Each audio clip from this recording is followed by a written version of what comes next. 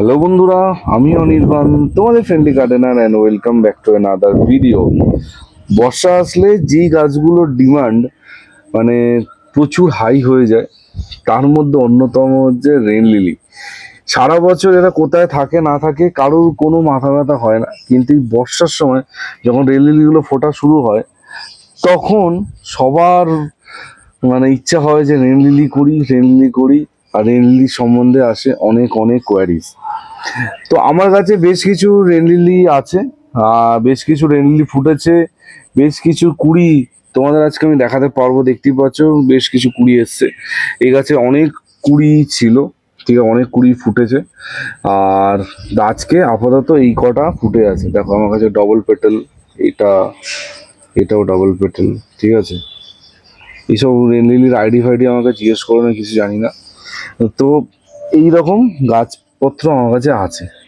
এবার কথা হচ্ছে যে রেন লিলির মাটি কি করে অনির্বাণ তৈরি করতে হয়। দেখো, এই রেন লিলির মাটি আমি বিভিন্ন সময় বিভিন্ন রকম ভাবে বানিয়েছি, কিন্তু আমি পরে গিয়ে এক ধরনের মাটি ব্যবহার করেছি, যে মাটিতে কিন্তু আমি খুব ভালো উপকার পেয়েছি। আর আমার গাছের গ্রোথ দেখতে পাচ্ছ কত সুন্দর আছে, আর প্রতিটা গাছে কিন্তু ফুল আছে। তো এইরকম ফুল তোমাদের যদি করতে হয়, তাহলে একদম সিজনের শুরু এই ফেব্রুয়ারি মাস থেকে মার্চ মাস, এই ফেব্রুয়ারি মার্চ মাস নাগাদ তোমাদের কিন্তু গাছগুলোকে রিপোর্ট করতে হবে। রিপোর্ট করার আগে কি করতে হবে, রেনিলি বাল্বগুলোকে তুলে রেখে পাতা যত আছে সব কেটে অন্তত 10 থেকে 15 দিন ওদের রেখে দিতে একটা অন্ধকার জায়গায়।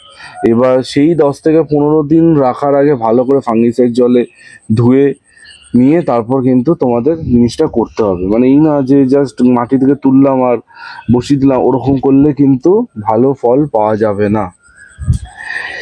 এরপর আসি মাটি বানানো। এর মাটি আমি কি করে বানিয়েছি দেখো, খুব সিম্পল মাটি, এমন কিছু হ্যাবক কিছু লাগে না মাটি বানাতে। তো এর মাটিতে যেটা আছে, নর্মাল গার্ডেন সয়েল আছে 40%, ভার্মি কম্পোস্ট আছে 30%, ঠিক আছে। নর্মাল গার্ডেন সয়েল আছে 40%, ভার্মি কম্পোস্ট আছে 30%, 20% আছে মোটা দানার লাল বালি বা মিডিয়াম বালিটাও তোমরা ইউজ করতে পারো। আর 10% আছে কোকোপিট। কোকোপিটটা হচ্ছে গেম চেঞ্জার। কোকোপিটটা কিন্তু গাছকে অনেক হালকা রাখতে সাহায্য করে। আর কোকোপিট যে কোনো লিলি গোত্রের গাছ, সেটা রেন লিলি হতে পারে, অ্যামারিলিস হতে পারে, ডে লিলি হতে পারে, সব গাছের ক্ষেত্রে কোকোপিটে যদি তোমরা গাছটা করো, তোমাদের গাছ কিন্তু সুন্দর হবে, ঠিক আছে, গাছ কিন্তু ভালো হবে।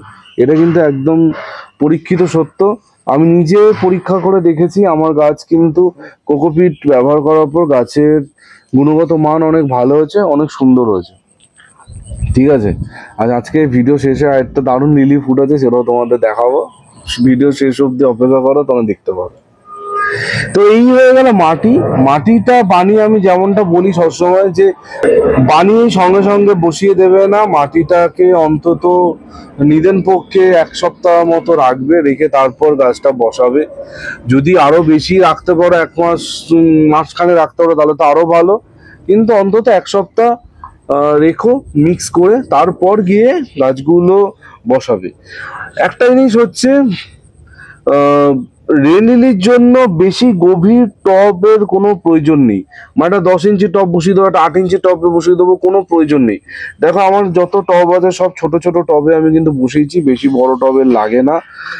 তোমরা চাইলে এরকম গামলাতেও রেন লিলি করতে পারো, একটা গামলার মধ্যে অনেক রেন লিলি বাল্ব বসিয়ে দিলে দেখতে সুন্দর লাগে, কিন্তু ওটাও কিন্তু তোমরা করতে পারো। আমার সব টব কিন্তু ছোট টব কিন্তু নেওয়া হয়েছে।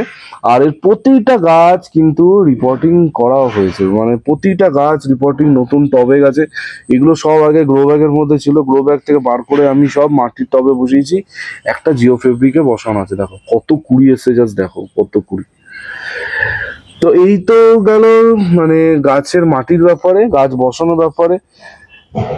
এবার আসি এই গাছে সব থেকে যেটা গুরুত্বপূর্ণ, সেটা অনেকের কাছে, সেটা হচ্ছে গাছে কি খাবার দেবো অনির্বাণ। দেখো, সত্যি কথা বলতে রেন লিলি গাছে খাবারের কোনো ঝামেলা নেই। এইটা দাও, ওটা দাও, সেটা দাও, বাকি গাছে যা দিচ্ছ এদের তাই দাও, তাহলেই হবে, এদের কোনো ডিমান্ড নেই। বুঝে গেছে? মানে একে সর্ষের খোল দিতেই হবে, একে বাদাম খোল দিতেই হবে, মিক্স খাবার টাইমে না দিলে গাছে ফুল আসবে না, এরকম কোনো ব্যাপার না।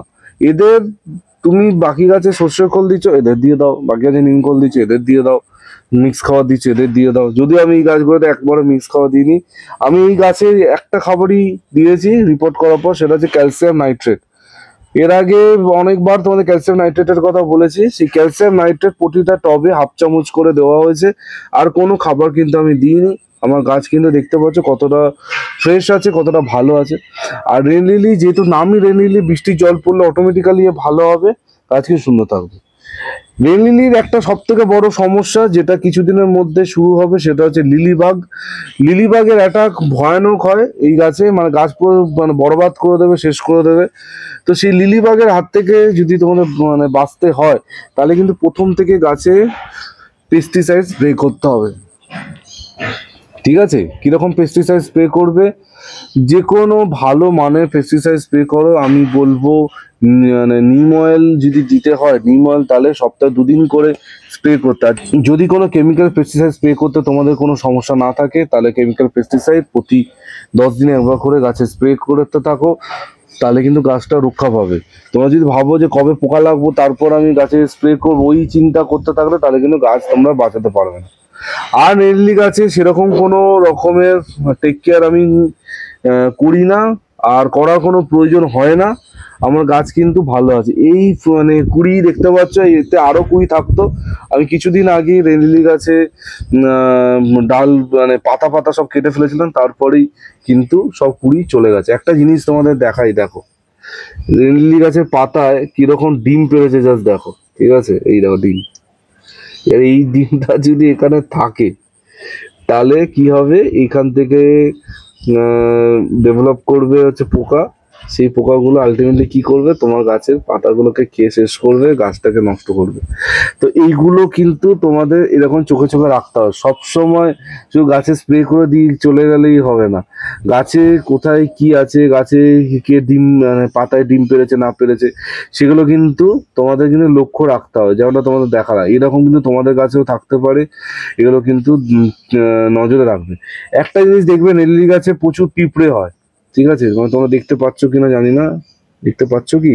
আমার কাছে কিন্তু প্রচুর পিঁপড়ে আছে। ওরা আসে হচ্ছে নেল্লির এই ভেতরে যে মধু আছে, সেই মধুর নিউটার গুলো নিতে, সংগ্রহ করতে। গাছে ওরা কোনো রকমের সমস্যা করে না। ঠিক আছে? পিঁপড়ে কিন্তু এদের গাছে কোনো রকম সমস্যা করবে না, এরা নেকটার গুলো নেবে, নিয়ে চলে যায়। প্রবলেম কিছু হয় না। মানে হয়তো চিন্তা করো না যে আমার গাছে পোকা, গাছে পিঁপড়ে আসছে, এত পিঁপড়ে আসছে, করো না। ওদের কোনো রকম সমস্যা হবে না। ঠিক আছে? টাইম টু টাইম গাছে পরিচর্যা করা। আর বর্ষাকালে যদি এদের আর কিচ্ছু লাগে না, বৃষ্টির জল পড়লেই এনাফ, এতেই দুর্দান্ত গাছে গ্রোথ আসবে, গাছে ফুল আসবে, সবকিছু মেনটেন থাকবে। ঠিক আছে? অহেতুক চিন্তা করবে না রেল নিয়ে, তাহলেই হবে। আর আর কি বলি, আর কিছু বলার নেই। এ একদম ইজি গাছ, মানে যেখান থেকে পাচ্ছ জোগাড় করো। বন্ধুর বাড়িতে থাকলে জোগাড় করো, কারণ রেনিলি একটা বাল্ব যদি তুমি বসাও, তাহলে কি সেই একটা থেকে 10টা হয়ে যাবে নেক্সট ইয়ার, আরো বেশিও হতে পারে। মানে প্রচুর প্রোডাকশন হয় এদের। আর রেনলি কোথায় গেলে পাবে এটা বলাটা আমার পক্ষে মুশকিল, আমি সঠিকটা জানতে পারবো না। কিন্তু যেটা তোমাদের বলবো, যদি অনলাইন কোনো সেলারের কাছ থেকে রেনলি কেনো, তাহলে কিন্তু বুঝে শুনে কিনবে। রিসেন্টলি আমার প্রচুর বন্ধুদের সাথে অনলাইন সেলাররা প্রচুর রকম প্রতারণা করেছে। গাছ যে বলে গাছ দেয়নি, বা যেই গাছ বলেছে সেই গাছ হয়নি, বা এমন অনেকে আছে যারা দিনের পর দিন গাছ দেবে বলে মাসের পর মাস হয়ে গেছে, কোনো রকমের যোগাযোগ করছে না, টাকাটা পুরো খেয়ে নিয়েছে। তো মানে বুঝে সুঝে অনলাইনে গাছ কিনো, অজানা কারোর থেকে গাছ কিনো না, এমন কারোর থেকে গাছ কিনো যার মার্কেটে পপুলারিটি আছে, মার্কেটে ট্রাস্ট আছে, সেই সমস্ত লোকেদের কাছ থেকে গাছ কেনো। ঠিক আছে? কারণ দেখো আলটিমেটলি তোমার টাকা তুমি কোথায় স্পেন্ড করো সেটা সম্পূর্ণ তোমার ব্যাপার, কিন্তু টাকাটা সঠিক জায়গায় স্পেন্ড করো। আর নিজের ওপর কন্ট্রোল রাখবে। মানে ধরো একটা তুমি পোস্ট দেখলে ফেসবুকে, এত সুন্দর ফুল, মানে তোমার লাগবেই লাগবে। এবার যারা প্রতারণা করে তারা কিন্তু ওই তককে তককে থাকে যে কখন ওই ফুলটা দেখে এমন কিছু লোক আকর্ষিত হবে, মানে যারা মানে বাই হুক অর ক্রুক মানে তার ওটা লাগবেই লাগবে। তো তাদেরই কিন্তু প্রতারণা ওরা করে থাকে। তো সেটাই বলবো, নিজের ওপর কন্ট্রোল রাখবে, তাহলেই কিন্তু সবকিছু ঠিক থাকবে। আর বুঝে সুঝে অনলাইনে টাকা স্পেন্ড করো, না হলে কিন্তু তোমাদেরই সমস্যা। আর যেটা বলছিলাম যেতে যেতে, আজকে শেষে একটা লিলি দেখাবো যেটা ফাইনালি ফুটেছে। এই দেখো, এটা হচ্ছে বল লিলি, যদি এখনো পুরোটা ফোটেনি, ওপরটা এখনো খুলবে। এই দেখো, বল লিলি বলে এটাকে। মানে এই গাছগুলো তোমরা গার্লিস্ট্রিতে ইজিলি পেয়ে যাবে, 20 টাকা 25 টাকা করে বিক্রি হয়। ঠিক আছে, খুব সুন্দর লাগে। তাও এবার তো মাত্র একটা বল বেরিয়েছে, প্রতিবার আমার অনেকগুলো করে হয়, যদিও মনে হচ্ছে আরেকটা হবে, দেখা যায়।